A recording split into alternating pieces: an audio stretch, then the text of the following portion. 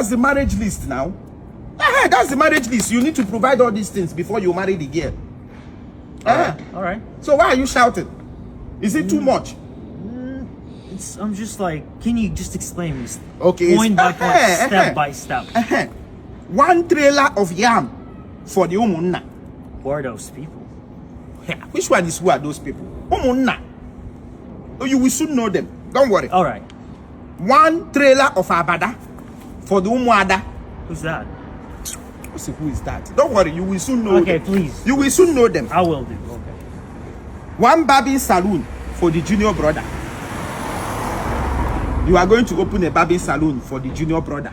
Oh, a barber shop. Barber shop, yes, for the junior brother. 17 cartons of Mpuenu for the youth. For the youth? Yes, youth of the village. Igbo mana genti ekele m unu. Unu mana abịa na ịlụ nwaanyị n'ala Igbo. Enwere demand ndị nwe nwaanyị na ị ga-enyefa before kpọrọ nwa ha nwaanyị. Ikire video MCA1 mana ọ na-agụ onye ọcha okwu, ọ na-akọrọ onye ọcha list nwaanyị ọ chọrọ ịnụ. Ihe a bụ ihe na-eme na ọtụtụ community. You have a community like Imo State and the other community. They give a long while no body fa. I want to take him to get a garden way ba. Omezi Uma born no bodaha. Eludi alazere ha. Magana the cost of demand. The kind of this agasi with the goody before a long while ya. Yamagodi if you get megodi. You gotta go.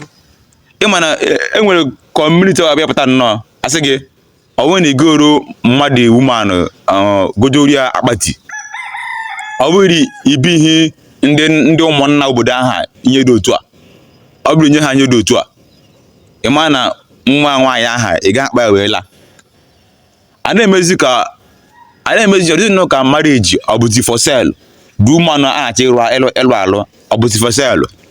Mgbe nwoke mechara that kind of expenses kpọrọ the woman lazie child treat you anyhow child feel that na ọ kwụrụ ụgwọ ya no property ka ọ bụ so no mechara ka ọ ga na-eme ya ọ na-ebute abuse na marriage ọ na-ebute discrimination na marriage ife nke nwaanyị chi marịa ahụ ife nke nwoke ka na-ekwu bụ na n'ọkwa ọkwụrụ ụgwọ isi na omegoro o spendiri wee nụta ya ife mwute ka ọ bụ so any community ọbụla nọ na this modern world na made a bride price or the high should try and reduce it for the sake of mankind ka ụmụ ọgbọghọ anyị na-aga di a sị na di dị ụkọ ka di ha dị ụkọ wee reduce o ịghọtago so biko ni ịbụ igwe n'obodo ihe ọbụla nke ị na-eme ịbụ PG nyere aka